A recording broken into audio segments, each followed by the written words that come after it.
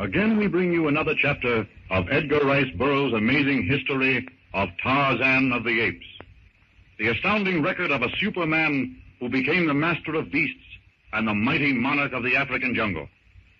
By the grace of a kindly God and the tender care of Kayla, at whose breast the little son of Lord and Lady Greystoke was nourished, Tarzan grew to young manhood. From his natural parents, he had inherited fineness and intelligence, and from his foster mother, Kayla, and the ape tribe, he had acquired tremendous strength, amazing agility, and animal cunning. And some 20 years since his abduction, we find Tarzan swinging through the jungles, a young man, splendid both in his youth and manhood. Carelessly, Tarzan's body swings from branch to branch. There's an easy grace about his perilous leaps and accurate catches as he progresses from limb to limb, which suggests both the assurance of the ape and the flowing rhythmic grace of a trained trapeze artist executing an often rehearsed feat of daring. Tarzan is off on a holiday. He's returning to the one place in the entire jungle that is his own, a place he had discovered long ago, a tiny hut on the shore of the great water. It has taken him many years to learn how to manipulate the odd mechanical thing which had swung open to him the door of that hut, which he would have been surprised to learn was the home of his mother and father, and his birthplace. However, the door of that hut had opened to him more than the interior of the rude cabin which Lord Greystoke had built for his wife and son. It had taught him that he was an M-A-N, not an A-P-E. It had taught him to read and write after a fashion. For hour after hour, year after year, he had pored over the first primer which he found there. But perhaps more important to his physical being and survival, it had given him access to the hunting knife which hung at his side and the locket which dangled from his throat. Occasionally, Tarzan left the ape tribe and ventured to his hut near the seashore, and now he's making his way there. It's late afternoon. The sun of a dying day is filtering through the dank foliage of the trees to make an intricate pattern of onyx and gold on the spongy mold on the ground beneath. The jungle is reverberant with sound. The chatter of monkeys, the singing of birds, and the occasional growling and snarling of the larger animals as they make their imperial way to the waterhole. Tarzan is happy. Happy as a schoolboy on a holiday. Swinging along his tireless arboreal way, he inhales the dank, pungent smell of the jungle with boyish delight. And the grim grandeur, the poisonous beauty of the jungle fills his soul with a feeling for which the ape language has no name. Meanwhile, off the West African coast, a small tramp steamer is plying her way through a placid sea. In the tiny salon of the ship are 4 people.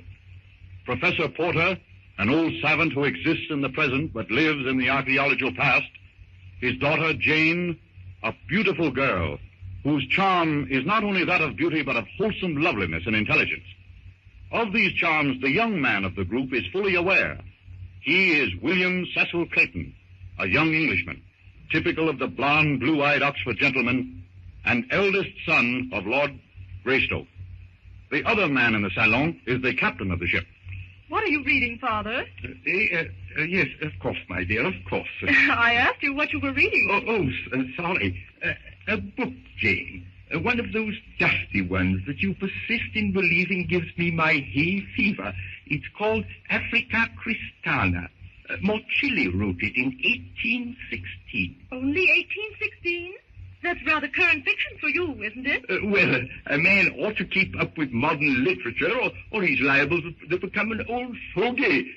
Clayton? I suppose anything published after the flood would be considered rather modern by an archaeologist, wouldn't it, Professor Porter? Yes. No. What did you say? Oh, go on with your reading, Father. We won't disturb you any more. We're almost there, aren't we, Captain Tracy? I beg your pardon? Well, honestly, I don't know which is the worst, you or Father. It's enough to give a person an inferiority complex. I'm the only one aboard that seems to find me most fascinating. You're forgetting me, aren't you? Well, one could never forget anyone so gallant. But really, Captain, a person would think that you were burdened down with all the worries of the world. Not all of them, Miss Porter, but I'm afraid I have my share. Oh, really? What? Merely a matter of ship's discipline. Nothing really important, I hope. Beg pardon, sir, but I'd like to see you, sir. What kind of discipline is this, Newton? Coming in without knocking. Take off your cap. Yes, sir. Sorry, m'lady. Well, what is it? What is it? I'm afraid, sir, don't ever let them know I told you, sir. They skin me alive, that's what they do, sir. They skin me alive. What are you talking about? Mutiny, sir. Down below deck, sir. They're all in the forecastle, sir. Mutiny? Mutiny? Isn't there some law about that? Mutiny, I smelled it coming. That rotten crew we shipped at Fed. My compliments to Mr. Yount, Newton. And tell him to report to me at once. Here. I'll batter those deck guys down in their hats and scuttle them like rats. Pardon, sir, but it's the first mate off that's leading the mutiny, sir. He's down in the glory hole talking to him now, sir. He is, huh? Is there anything I can do, sir? Don't worry, Clayton. I'll clean this affair up in a minute. You keep Miss Poor and the professor from being frightened. I'm not at all frightened. Beg pardon, sir. I'd better get below before they misses me. They'd kill me if they knew I'd informed you, sir. All right, Newton. I'll remember this. Go below, then, and save your skin. Thank you, sir. Mr. Clayton, you'll find 2 automatics in the drawer of that desk. You'll take one and come with me? Certainly. What am I going to use? Good Lord, it's Newton. Come on, Clayton. Righto. What's the matter? Is the door shut? That's nothing. We're barred in. While the voyagers from the world outside are at the mercy of a mutinous crew, miles away, Tarzan is hanging from a tree branch, overlooking a clearing in the forest, and sees the beginning of a jungle tragedy. Sabor the lioness is dozing, surrounded by her happy family. One of her cubs wanders beneath the tree that hides Hista, the snake, the silent, strangling horror of the jungle. Hista, hungry and alert, drops part of her great and snarling length down from the branch and circles the cub, draws it up into the tree to slowly force it down into a constricting being by the undulating, torturous contraction of those great ringed muscles. Sabor, the lioness, awakes to the danger with a snarl of mingled rage and anguish, hurls herself with a terrific leap to rescue her cub. She misses. Again and again she leaps in a frantic effort to reach the snake. Her roar shreds the chaotic monotone of the jungle into tatters.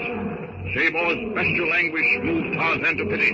He falls forward, giving himself a tremendous impetus with his legs, and catapults himself through the air. It's a tremendous leap, superhuman. He's leaping for the end of Hista's tail. If he makes it, he may not be able to cling to that slimy, lashing length, and will fall to the infuriated beast below.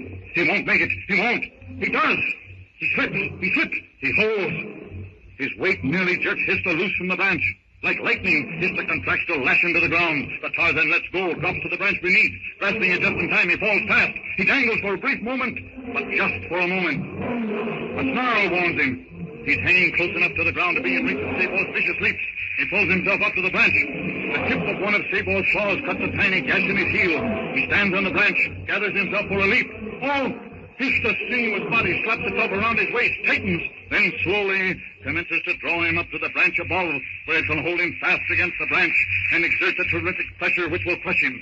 Tarzan struggles terrifically, but slowly feels himself being drawn. Tarzan's mind races. With a great effort, he unwinds the grass rope around his waist, snatches the long hunting knife from its sheath, and plunges it into the narrow part of the reptile's tail.